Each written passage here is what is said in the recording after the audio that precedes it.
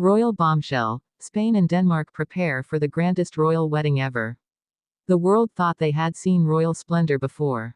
Glittering weddings, historic coronations, grand ceremonies filled with tradition and protocol. But what if I told you, none of it compares to what's coming? A wedding so magnificent, so emotionally charged, that it could redefine the very meaning of royalty itself. Spain and Denmark, two nations, two dynasties, two young hearts, are preparing for what many are already calling the grandest royal wedding in modern history.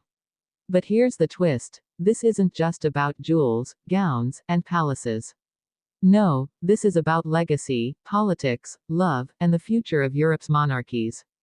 And as the countdown begins, the whispers of doubt, the shadows of rivalry, and the weight of expectation loom larger than the golden crowns themselves. So, what is really at stake as Princess Leonor of Spain, the future queen, prepares to marry Prince Christian of Denmark? Why has this union sparked such fascination, controversy, and hope across Europe and beyond? And most importantly, what secrets are being carefully hidden behind the palace gates, waiting to erupt on the biggest stage of all? Let's begin. From the moment the engagement was announced, Europe was thrown into a frenzy. Royal watchers scrambled to piece together every detail. Tabloids screamed with headlines, "A love story for the ages, the future of Europe's thrones," and, in harsher tones, "the crown at risk." Princess Leonor, Spain's beloved heir, raised under the careful guidance of King Felipe VI and Queen Letizia, had long been viewed as the shining jewel of her nation's monarchy. Poised, intelligent, and deeply admired, she had already begun winning hearts not just in Spain, but across the continent. But in choosing Prince Christian, Denmark's crown jewel and the future of the Scandinavian throne, she wasn't just following her heart, she was intertwining the destinies of two monarchies in a way not seen in centuries. And yet, behind the fairy tale narrative, the tensions were real. Would the Spanish people embrace a Danish prince as part of their monarchy's future? Would the Danish establishment accept Leonor, a foreign princess, as the eventual queen consort of their beloved Christian? These questions buzzed louder than the wedding bells could ever ring. As the wedding plans began to unfold, the scale of grandeur became impossible to ignore. Historic cathedrals were considered. Guest lists spanned kings, queens, presidents, and celebrities. Jewels locked away for generations were prepared to shine again under the spotlights. The Spanish royal family, known for their measured restraint, and the Danish royals, admired for their modern approach, both seemed determined to outdo every royal event that had come before. But here's where it gets fascinating. While the public marveled at the gowns, tiaras, and lavish receptions, insiders whispered of disagreements. The Spanish court wanted tradition, rich, Catholic symbolism, deep ties to Asturias, the kingdom Leonor is destined to inherit. The Danish court, in contrast, pushed for modernity, simplicity, openness, and a celebration that would highlight Christian's image as a people's prince. Caught between these visions were Leonor and Christian themselves, two young royals who wanted above all to celebrate their love. But could love alone steer the ship when centuries of history, politics, and national pride weighed so heavily on their shoulders? Now let's step back and consider what makes this wedding unlike any other. It's not just the spectacle, though there will be plenty of it. It's the symbolism. A union of Iberia and Scandinavia. A blending of two dynasties at a time when monarchy across Europe is under scrutiny. In Britain, the Windsors are still reeling from family fractures and waning public trust. In other parts of Europe, monarchies face growing criticism from republican movements. And here, in Spain and Denmark, two young royals are stepping forward to say, the crown is not fading, it is evolving.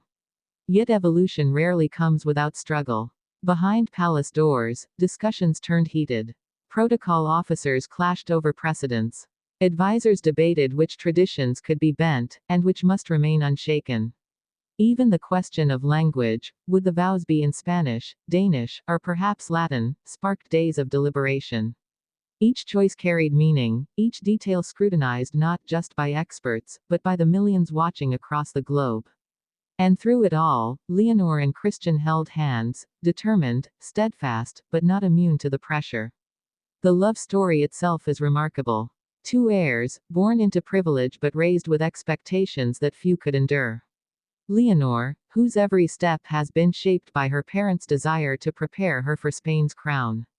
Christian, raised under the watchful eye of Queen Margrethe and Crown Prince Frederick, balancing duty with a yearning for independence. Their paths crossed not just as royals, but as young people navigating the impossible balance of love and destiny. And when their relationship blossomed into something undeniable, the world had no choice but to pay attention. Still, the question remains, can this love survive the weight of two nations' expectations? Can Leonor and Christian carve out their own path, even as the eyes of the world demand perfection? As the wedding approaches, the stakes rise. Security is unprecedented. World leaders confirm their attendance. Fashion houses compete for the honor of designing the gown. And yet, under all the glamour, the whispers of family tensions continue. Some say Queen Letizia, fiercely protective of her daughter, has clashed with advisors over Leonor's independence. Others suggest Crown Princess Mary of Denmark has quietly voiced concerns about the pressures her son will face as a husband to a reigning queen. True or not, such rumors only add to the drama, and to the sense that this wedding is about far more than two people in love. This is about the future, the survival, the relevance of monarchy itself. And that, dear listener, is why this wedding is the grandest not just in scale, but in meaning. Because when Princess Leonor walks down the aisle, she will not only carry the hopes of Spain, but the weight of every monarchy fighting to prove it still matters in the modern world. And when Prince Christian takes her hand, he too will represent a bridge, not just between families, but between tradition and change. Together, they may ignite a new chapter for royalty across Europe. Or, if the shadows of doubt prove too strong, they may set the stage for the greatest test monarchies have faced in centuries. This is not just a wedding. This is history in motion. The gowns will sparkle, the crowns will gleam, the choirs will soar. But behind the beauty, the questions will linger. Will Leonor and Christian's love shine brighter than the crown's burdens? Or will the pressures of duty, politics, and expectation turn their fairy tale into yet another cautionary tale of royal romance? The answer lies ahead, as Spain and Denmark prepare for the grandest royal wedding ever.